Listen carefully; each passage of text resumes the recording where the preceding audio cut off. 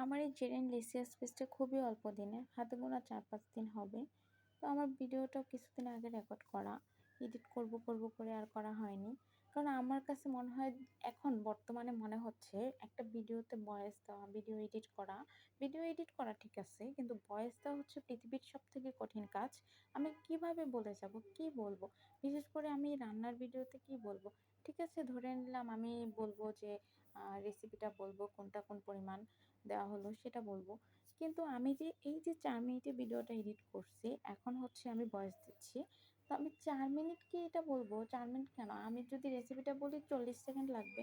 তো বাকি সময় আমি কি করব? আমি খুঁজে পাই না। এটা আমার ১ম লং ভিডিও প্লাস হচ্ছে ভয়েস ভিডিও। তো আমার মনে হয় আমি যে ভয়েসে মানে একটা মানুষে যখন কোনো কিছু অভ্যস্ত হয় সেটা তার কাছে ইজি হয়ে যায়। এই যে আমি কখনো ভয়েস দেইনি, কিভাবে কথা বলবো আমি জানি না। এর জন্য হয়তো আমার কাছে কঠিন লাগতেছে। তবে আমি মনে করি এটা আহামরি কোনো কিছু না। ও আমি যেহেতু ভয়েস দেওয়া শুরু করছি, তো ইনশাআল্লাহ আমি ভয়েসটা কমপ্লিট করব। যদিও আমার দেখা যাচ্ছে আমি ১ মিনিট ১০ সেকেন্ড হচ্ছে আসছে। তো আমি এরপর বুঝতে পারতেছি না কি বলবো? কিন্তু বলে যাচ্ছি। কারণ না বলে থাকলে চুপ হয়ে যাই। প্লাস হচ্ছে দেখা যায় যে ভয়েসটা কেটে দেই। আবার নতুন করে এডিট করতে হয়। এর আগে একটা ভয়েস দিছি যে মানে এই ভিডিওতে ভয়েস রেকর্ড করছি। সেখানে বলছি যে হ্যাঁ, ইনশাআল্লাহ আমি এই ভিডিওটা আপলোড করব। আমার ভয়েস যেরকমই হোক, আমি ৪ মিনিট পর্যন্ত যাব। কিন্তু আমি সেটাও ডিলিট করে দিছি। মানে এরকমই হচ্ছে আমার সাথে। আমি কি করব ভাই? মানে আসলেও সবকিছু আসলে প্র্যাকটিসের উপর নির্ভর করে। আমি যদি প্র্যাকটিস করি যে আমি বলে যাচ্ছি কথা, আমি অনবরত কথা বলে যাব, আমি বলব কিছু, তাহলে বলা যাবে। কিন্তু আমি যদি হ্যাঁ, ঠিক আছে আমি কিভাবে বলবো? আমার তো হচ্ছে না। আমি কয়েক সেকেন্ড বলতেছি, ঠিক আছে কেটে দিচ্ছি। আমি আবার বলি, আচ্ছা ওইটাও কেটে দিচ্ছি। এরকম করে যদি যাই তাহলে আমার মনে হয় যে আমি কখনোই একটা ভিডিও কভার করতে পারবো না। ঠিকঠাক মতো ভয়েস দিতে পারবো না। আচ্ছা যাই হোক, আমি তো এগুলাই বকবক করে যাচ্ছি। আচ্ছা আমি এবার আমার রেসিপিটা বলি। আপনারা হয়তো এতক্ষণে বুঝেই গেছেন আমি কি বানাচ্ছি। আমি বানাচ্ছি আমার খুব ফেভারিট একটা ডেজার্ট, পাউরুটির মালাই রোল। এটা খুবই ইয়াম্মি। আমি হচ্ছে আমার ছোট থেকে খুবই ফেভারিট। এটা বানানো খুব ইজি। প্রথমত দুধ জ্বালিয়ে নিতে হবে।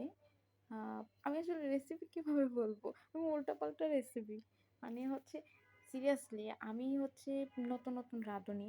আমি যে কি রান্না করতেছি উল্টাপাল্টা, কখন কি রান্না করতেছি, কোনটা কি পরিমাণ আমি নিজেই মাঝে, মাঝে ভুলে যাই। আসলে আমার রান্না অনেক টেস্ট, সবাই অনেক বলে। আমি রান্নার প্রশংসা অনেক পাই। তো কিন্তু আমি হচ্ছে গুছায়া রান্না করতে পারি না যে হ্যাঁ, আমার রান্নাটার লুকিংটা সুন্দর হয় না, আবার টেস্টটা সুন্দর হয়। কেন এমন হয় আমি জানি না। হয়তো আমি মানে লোকের থেকে টেস্টের দিকে ফোকাস করি। তো আমি এখন আপনাদেরকে যে রেসিপিটা বলব, তো আমি রেসিপিটা কখন কতটুক দিয়েছি সেটা আমি নিজেও জানি না। আমার কাছে মনে হয় যে আমার যখন যতটুকু পরিমাণ লাগবে আমি তখন সেটা দিয়ে দিলাম।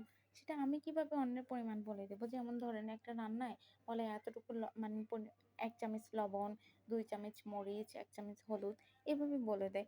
আসলে আমি কতটুক রান্না করতেছি, আমি বুঝতেছি। এটা উনি যদি আমাকে বলে দেয় মানে আমার টেস্ট তো আলাদা হতে পারে।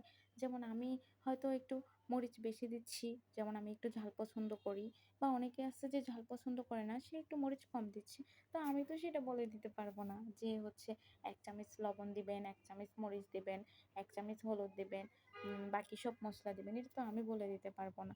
এটা হচ্ছে আমার পরিমাণ মতো। আচ্ছা আজকে তো অনেক বকবক করলাম। আজকের মতো আল্লাহ হাফেজ।